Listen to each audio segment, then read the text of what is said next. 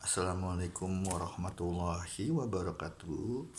Selamat berjumpa lagi di pertemuan ketiga untuk materi kedua kita di dalam pembahasan teknik penulisan karya ilmiah. Di dalam materi kedua kita kali ini, kita akan membahas mengenai penulisan karya ilmiah dan juga mengenai parafrase. Karya ilmiah, menurut pakar dari Indonesia bernama Eko Susilo, merupakan sebuah karya tulis yang dari penyusunannya didasarkan pada ada pertama penelitian. Penelitian itu pada saat seseorang meneliti sesuatu, mengamati sesuatu, dan juga memberikan kesimpulan kepada penelitian tersebut. Di sini ada penelitian, ada pengamatan, ataupun juga pemantauan terhadap cabang ilmu atau bidang tertentu. Contohnya, kalau misalnya cabang ilmunya ekonomi, berarti kita mengamati, berarti kita meneliti sesuatu hal yang berhubungan dengan ekonomi, baik itu manajemen maupun akuntansi. Kedua, menurut Dwi Loka dan juga Riana, mengatakan bahwa karya ilmiah adalah sebuah karya tulis yang ditulis oleh seseorang. Seseorang itu tidak hanya ilmuwan, tetapi kalau menurut Dwi Loka, ini adalah seorang ilmuwan yang didasarkan pada latar belakang penguasaan ilmunya. Walaupun seperti mahasiswa pun juga bisa masuk ke dalam ke dalam sebuah karya tulis. Jadi tidak semua mengenai seorang ilmuwan. Lalu ada lagi manfaat dari karya ilmiah. Di sini setidaknya ada 3 manfaat. Di antaranya berperan sebagai penelitian, sebagai pendidikan, dan juga manfaatnya secara fungsional. Pertama, manfaat di penelitian yaitu akan menawarkan variasi dan ragam model hasil penelitian. Semakin banyak koleksi penelitian menunjukkan bahwa negara tersebut semakin baik masyarakatnya. Makanya jangan heran kalau saat ini di Indonesia sendiri penelitian ini sangat jarang sekali, saudara-saudara. Baru beberapa penelitian saja, maka banyak dari kalangan dosen, praktisi, peneliti sekalipun disuruh untuk melakukan penelitian. Karena semakin banyak penelitian yang dilakukan oleh seseorang, maka kita dipandang sebagai negara yang lebih baik. Itu yang pertama, manfaat di bidang penelitian. Yang kedua, manfaat karya ilmiah yang kedua di bidang pendidikan berperan untuk memberikan pengalaman bagi penulisnya. Bagi penulis inilah seorang mahasiswa, maka jelas ini merupakan pengalaman baru untuk mereka untuk menulis sebuah karya, di mana karya inilah karya ilmiah, di mana karya ini bisa dikatakan tidak bisa sembarang kita menulis. Ada hal-hal yang harus diperhatikan di dalam karya ilmiah, termasuk data dan fakta. Itu yang harus diperhatikan. Bahwa di dalam sebuah karya ilmiah kita harus memerlukan sebuah data. Data yang bagaimana? Data yang akurat. Itu yang harus dicari oleh para mahasiswa. Data yang akurat. Seperti halnya skripsi. Skripsi adalah sebuah karya ilmiah, di mana karya ilmiah ini bisa dikatakan kita mencari data. Kita mencari data yang akurat. Setelah itu fakta yang terjadi di lapangan seperti apa. Sekali lagi tidak bisa kita berfantasi. Kita tidak bisa seperti karya tulis yang lainnya. Imajinasi. Tidak ada sebuah karya tulis ilmiah yang sifatnya imajinasi. Karena dia memerlukan data dan fakta. data dan fakta. Balik lagi, di mana dari penulisan karya ilmiah mereka mendapatkan banyak perspektif dan banyak ilmu yang akan mendukung secara akademik penulis. Dan dari manfaat fungsional, karya ilmiah sebagai media untuk mengembangkan ilmu pengetahuan dari berbagai perspektif, dari berbagai ilmu juga. Itu ya. Ini adalah manfaat di dalam karya ilmiah. Selanjutnya ada struktur karya ilmiah. Nah, langkah-langkah menulis karya ilmiah yang baik ada beberapa struktur. Ada bentuknya populer, ada bentuknya semi formal, dan juga ada bentuknya formal. Nah, kalau misalnya yang kita skripsi ini bentuknya formal, bukan semi formal. Kalau bentuk formal berarti penulisannya harus terstruktur. Penulisannya harus berdasarkan kepada ejaan bahasa Indonesia yang baik. Kalau untuk bentuk semi formal seperti karya tulis biasa, mungkin bentuk bahasanya itu boleh sedikit informal. Dan juga kalau bentuk populer itu harus formal, tetapi diperbolehkan juga memakai kata-kata yang populer, kata-kata yang mudah dimengerti, kata-kata yang mudah juga dipahami. Nah, jadi tidak melulu bentuknya atau kata-kata yang formal. Oke. Ada langkah-langkah menulis karya ilmiah. Terdapat 11 langkah yang bisa kita lalui. Pertama, yaitu menentukan tema. Nah, atau topik penelitian.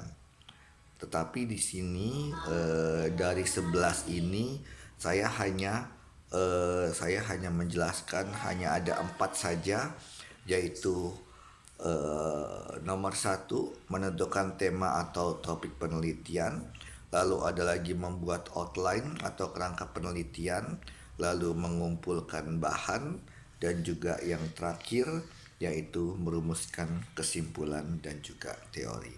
Oke. Yang pertama, menentukan tema atau topik penelitian. Langkah yang pertama adalah Anda harus menentukan tema penelitian. Tema itu bisa dikatakan judul penelitian.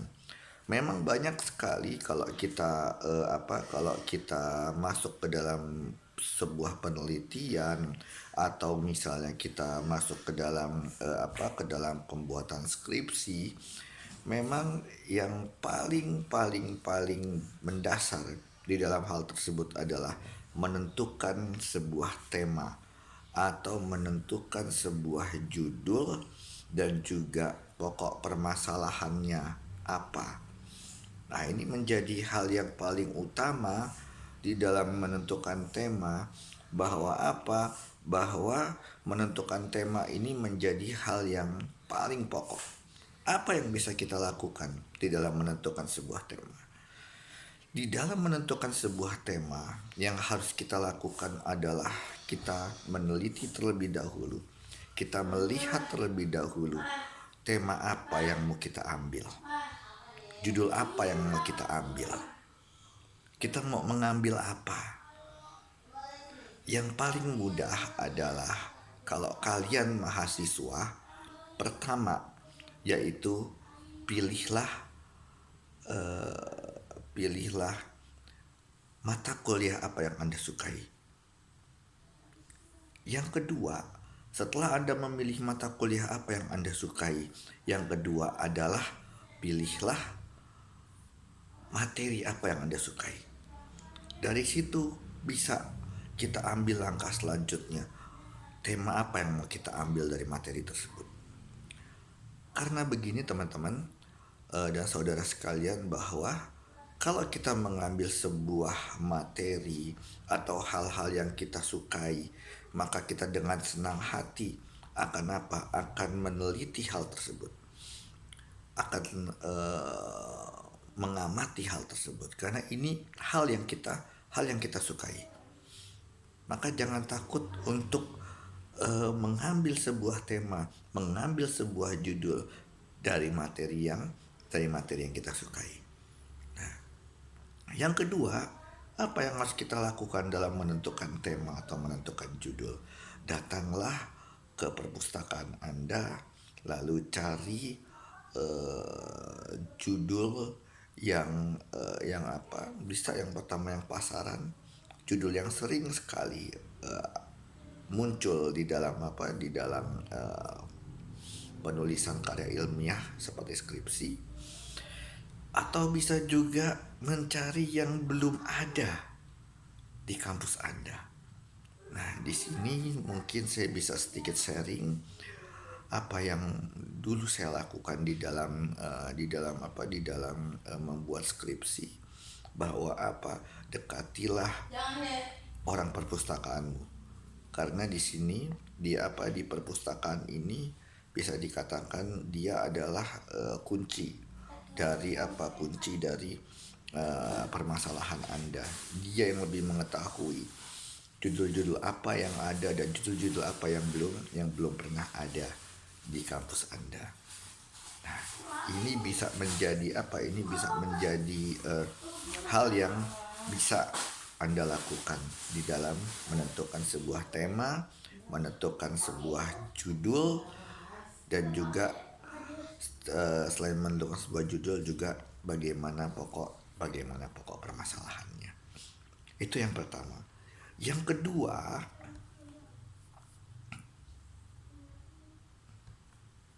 membuat sebuah outline atau kerangka penelitian.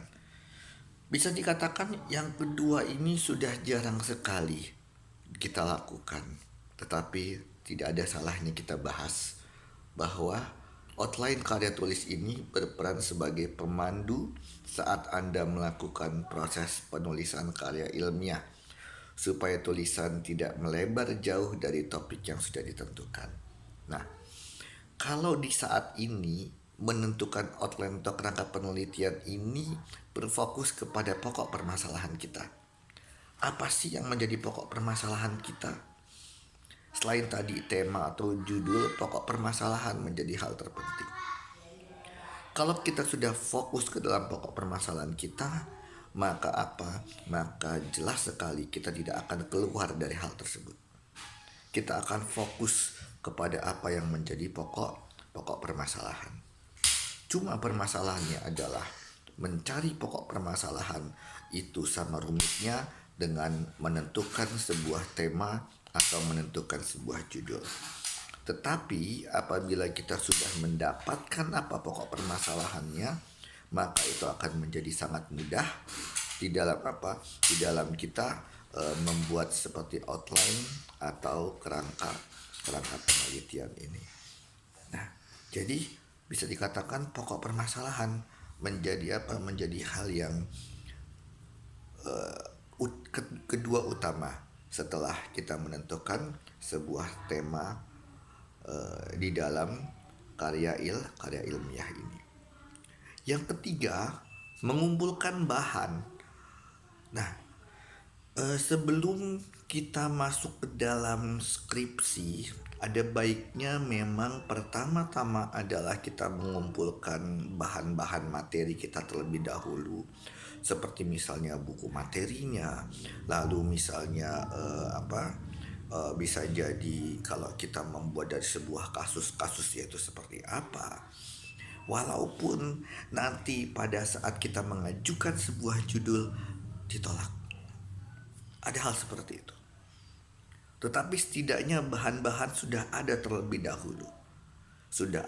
dahulu di tangan kita, dengan harapan judul yang kita kirim ini diterima. Maka mengumpulkan sebuah bahan menjadi hal yang terpenting kalau misalnya kita ingin serius di dalam membuat sebuah karya tulis. Bisa dari mana bahan itu? macam-macam bahan itu. Ada metode penelitian kita, ada secara kualitatif, ada secara kuantitatif. Anda tinggal memilih mau yang mana. Anda mau memilih secara wawancara, atau misalnya dari buku-buku materi, atau misalnya Anda membuat sebuah questionnaire. Kuantitatif itu adalah questionnaire, sedangkan kualitatif itu adalah wawancara. Artinya bagaimana? Biasanya wawancara menjadi data primer. Karena apa? Karena biasanya yang kita wawancarai ini adalah orang-orang yang memang berkompeten di bidangnya. Maka menjadi data yang primer, data yang sebenarnya. Sedangkan kalau misalnya kita menggunakan questionnaire dan sebagainya, itu adalah data yang sekunder. Nah, biasanya dua-duanya ini dipakai di dalam mengumpulkan bahan, baik kualitatif maupun kuantitatif, wawancara maupun secara kita mengumpulkan melalui questionnaire dan lain-lain. Ataupun yang ketiga adalah mengumpulkan dari buku-buku materi. Ini mengumpulkan bahan. Dan terakhir, merumuskan kesimpulan dan teori. Setelah bahan-bahan ada, kita buat, kita rumuskan, lalu apa teori-teori ini kita dapatkan, lalu bisa kita simpulkan apa yang harus kita lakukan. Dari situ baru kita rumuskan permasalahan. Setelah itu kesimpulan dan juga teori-teori apa yang bisa kita tulis. Kira-kira ini adalah langkah-langkah di dalam pembuatan karya ilmiah. Pertama, menentukan tema atau judul terlebih dahulu. Yang kedua adalah menggunakan outline. Dalam hal ini adalah pokok permasalahan, jangan dilupakan. Yang ketiga adalah mengumpulkan data-data terlebih dahulu, mengumpulkan bahan-bahan data-data. Setelah itu kita rumuskan ke dalam sebuah isi, kesimpulan, dan juga teori-teori. Setelah itu kita masuk ke dalam parafrase. Secara etimologi atau bahasa, kata parafrase berasal dari bahasa Yunani yang berarti cara ekspresi tambahan. Parafrase itu adalah seperti kita membaca sebuah materi, kita membaca sebuah berita. Tetapi sebuah berita ini mungkin menurut kita terlalu panjang. Dan pada saat berita ini yang terlalu panjang ini kita masukkan ke dalam sebuah karya tulisannya sangat panjang, maka diperbolehkan kita memakai parafrase. Apa? Kita buat dengan kalimat sendiri tetapi tanpa mengurangi atau mengubah makna yang dimiliki. Jadi kita tidak boleh membuat dengan merubah makna, tidak boleh. Kita boleh merubah sebuah kata-kata, tetapi tidak boleh mengubah makna yang dimiliki dari kalimat yang kita baca. Saya kasih sedikit contoh di sini, bahwa contoh teks asli, karena perspektif unik mereka, orang Amerika tidak begitu takut pada globalisasi daripada orang lain, dan sebagai konsekuensinya mereka kurang memikirkannya daripada orang lain. Ketika orang Amerika berpikir tentang globalisasi, mereka menganggap ekonomi global sebagai versi ekonomi mereka yang diperbesar. Sumbernya L. Thoreau tahun 1993 dari bukunya berjudul Fortune Favors the Bold, page 6, produksi New York, Harper Collins. Di sini bisa dikatakan dari teks aslinya panjang sekali. maka kita boleh membuat contoh parafrasenya Lester Turo tahun 1993 menyatakan bahwa karena orang Amerika melihat globalisasi hanya sebagai bentuk ekonomi mereka sendiri yang lebih besar, mereka kurang peduli tentang hal itu daripada orang lain di dunia. Maknanya tidak hilang, maknanya sama. Tetapi apa yang terjadi dari teks asli yang cukup panjang itu bisa kita perkecil. Nah itulah yang disebut dengan parafrase. Dari teks yang sangat panjang yang tadinya sumber itu ada di bawah, setelah semua kalimat kita tulis baru ada sumbernya. Ini apa? Ini masuk ke dalam sumber itu, masuk ke yang pertama. Teks asli yang saya bacakan pertama kali, kalimatnya adalah kalimat efektif. Kalimatnya adalah kalimat efektif, di mana di dalam kalimat efektif ini kalimatnya terdiri dari subjek, predikat, objek, dan sebagainya. Sedangkan parafrasenya kalimatnya tidak efektif. Kenapa? Karena sumber ditaruh di paling depan. Nah, maka sudah bukan lagi menjadi subjek, predikat, objek. Karena ada kata menyatakan bahwa. Lester Turo menyatakan bahwa. Maka bisa disimpulkan parafrase. Kalau kalimat utamanya adalah kalimat efektif, maka parafrasenya adalah kebalikan dari kalimat efektif, yaitu kalimat tidak efektif. Kira-kira itu yang bisa saya sampaikan di pertemuan ketiga kita kali ini di dalam materi kedua. Terima kasih atas perhatiannya. Assalamualaikum warahmatullahi wabarakatuh dan juga selamat pagi. Terima kasih.